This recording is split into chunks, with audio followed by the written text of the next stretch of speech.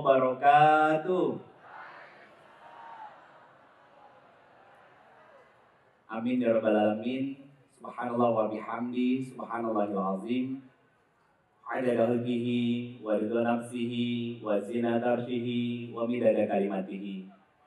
Asyhadu an la ilaha illallah wa asyhadu anna Muhammadar Rasulullah. Allahumma shalli ala sayyidina Muhammad. Assalamualaikum ya Rasulullah sallallahu alaihi wasallam. Wa ala alihi wa ashabihi wa man tabi'ahum bi ihsan ila yaumiddin.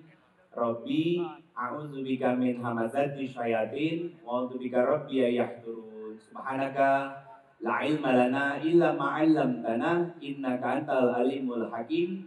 Shadaqallahul azim wa sadaqa Rasulullah sallallahu alaihi wasallam. Alhamdulillah, puji syukur kehadirat Allah Subhanahu wa taala. Sore hari ini Allah izinkan kita berkumpul bermajelis dengan majelisnya orang-orang salih dahulu. Insya Allah menjadi salah satu ikhtiar kita untuk terus memperbaiki hubungan kita dengan Allah Subhanahu wa taala dalam hal kualitas tentunya. Dan teman-teman semuanya, saya sengaja memilihkan tema pulih tanpa kecewa di bulan yang penuh dengan berkah. Kenapa begitu? Jawabannya sederhana sebetulnya. Karena saya yakin di antara kita semua yang hadir tidak ada yang tidak pernah terluka, tidak ada yang tidak pernah kecewa, tidak ada yang tidak pernah merasakan sakit hati. Tentu kita semua pernah mengalami hal yang serupa. Nah, bagaimana cara agar kita bisa pulih tanpa kembali kecewa yang kita rasakan itu hadir dalam kehidupan kita? Insya Allah di waktu yang kita bisa maksimalkan ini, kita sama-sama belajar tentang bagaimana kita memaksimalkan bulan Ramadan ini sebagai salah satu sarana untuk kita menyembuhkan diri kita. Teman-teman semuanya yang dirahmati Allah Subhanahu wa taala, saya ingin bertanya dulu. Ketika kita bicara Ramadan, itu di Quran surat kedua ayat 183 Allah menyampaikan dengan sangat sederhana pesan cinta dari Allah Subhanahu wa taala, ya ayyuhallazina amanu kutiba alaikumusiyam kama kutiba alal ladzina min qablikum la'allakum tattaqun. Kata Allah Subhanahu wa taala, "Hei hamba-hambaku, mau level iman kalian tinggi, sedang ataupun rendah, wajib buat kalian puasa." Kenapa kita harus puasa? Kata Allah Subhanahu wa taala, "La'allakum tattaqun." Biar jadi orang yang bertakwa. Pertanyaan saya, apa definisi takwa? Menjalankan perintah Allah dan meninggalkan larangan Allah. Teman-teman, saya izin, boleh nggak saya bertanya? Tolong angkat tangan, siapa di sini yang selama 15 hari ke belakang puasa, saat puasa Ramadan tidak membicarakan orang? Angkat tangan. Angkat tangan. Yang puasa Ramadan 2 minggu ke belakang, lagi puasa-puasanya, lagi seneng-senengnya ibadah, baca Quran, ya, sholat 5 waktu, dan pas puasanya, tolong angkat tangan. Siapa yang nggak membicarakan keburukan orang? Ngacung. 1. Oh, Masya Allah, ada adik kecil, iya. Yang dewasanya mana? Hah? Mana yang katanya sudah dewasa? Oke, ada lagi, thank you. Itu 0,0 sekian persen saja. Siap. Maka ketika kita berpuasa, apa yang menjadi tujuan? Yaitu takwa. Enggak juga nggak apa-apa, nggak usah pakai ini, nggak usah nggak apa-apa. Pertanyaan saya sederhana. Membicarakan orang itu perintah Allah atau larangan Allah? Saya tanya, membicarakan keburukan orang itu larangan apa perintah Allah? Kenapa dikerjain? Khilaf itu sekali bang, berkali-kali namanya hobi. Padahal jelas kan, kata Allah, ya ayyuhallazina amanu kutiba alaikumusiyam kama kutiba alal ladzina min qablikum la'allakum tattaqun. Pelajaran besar dari ayat ini itu dalam banget teman-teman semuanya. Apa kaitannya dengan luka? Apa kaitannya dengan pulih? Itu nanti saya sampaikan. Cuma dari sini pelan-pelan yuk kita tata biar materinya rapi. Kita bicara tentang takwa. Definisi takwa menjalankan perintah Allah dan meninggalkan apa-apa yang Allah larang. Nah, di Quran surat ke-49 ayat 10 sampai ayat 13 Allah mengatakan apa? Innamal mu'minuna ikhwah. Artinya kita yang berada di dalam ruangan ini adalah orang-orang yang bersaudara karena iman. Kenapa begitu? Allah yang kita sembah Tuhannya sama. Nabi SAW yang menjadi teladan kita juga sama. Kitab Al-Quran yang menjadi pedoman hidup kita pun sama. Artinya satu sama lain kita sebagai seorang muslim itu bersaudara. Berarti yang namanya bersaudara punya hak-hak yang harus kita tunaikan. Salah satu haknya apa? Salah satu haknya adalah menjaga kehormatan mereka.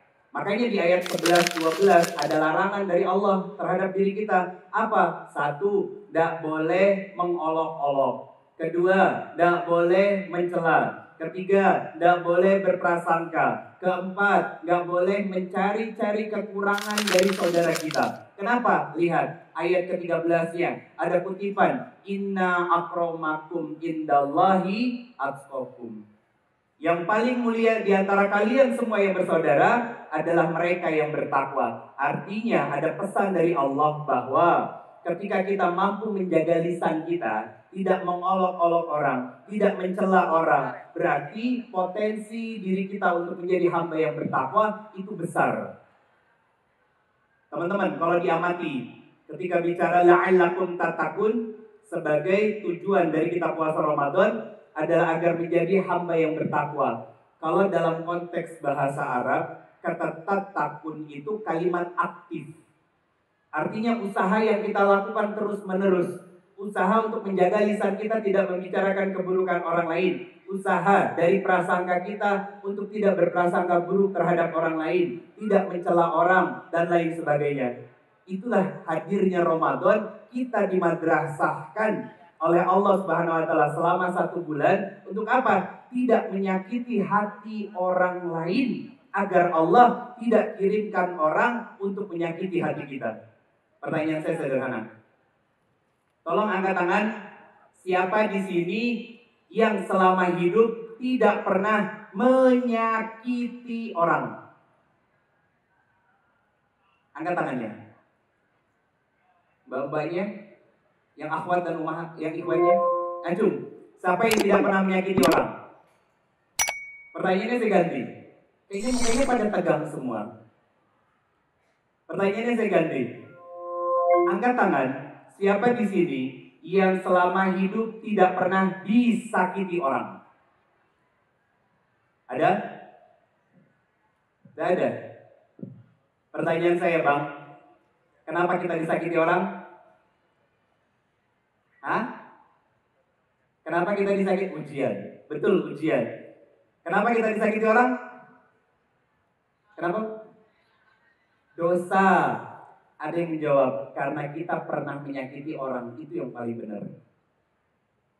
Allah berfirman di Quran surat Asy-Syura, surat ke-42 ayat 30. Apa kata Allah? Segala musibah, rasa sakit hati yang kamu rasakan, kecewa, terluka, dikhianati oleh orang, kata Allah, itu terjadi karena ulah tanganmu sendiri. Pertanyaan saya, kalau lagi disakitin orang, ya, introspeksi diri atau nyalahin orang? Masa? Kok bohongnya kelihatan banget? Iya, kalau lagi disakiti orang, ya, introspeksi diri atau nyalahin orang? Nyalahin orang kebanyakan dari kita. Padahal bicara takwa, Quran surat ketiga ayat 133. Apa kata Allah? Wasari'u ila maghfiratin mir rabbikum. Bersegera minta ampun sama Allah. Kenapa begitu? Orang-orang yang bersegera datang kepada Allah untuk minta ampun, minta maaf, bertaubat kepada Allah adalah ciri dari orang yang senang mengintrospeksi dirinya, merefleksikan dirinya bahwa dirinya adalah seorang hamba yang banyak melakukan kesalahan dan dosa. Akhirnya apa? Dia datang kepada Allah dengan tumpukan dosa-dosanya, dia bertobat kepada Allah Subhanahu wa taala. Maka lanjutan ayatnya, Allah sediakan surga yang luasnya langit dan bumi untuk orang-orang yang bertakwa. Itu ciri dari Allah, bahwa salah satu ciri orang yang bertakwa, selain tidak senang membicarakan keburukan orang lain, dia adalah pribadi yang senang mengoreksi dirinya daripada harus menyalahkan orang lain. Teman-teman semuanya, ini bentuk keadilan Allah.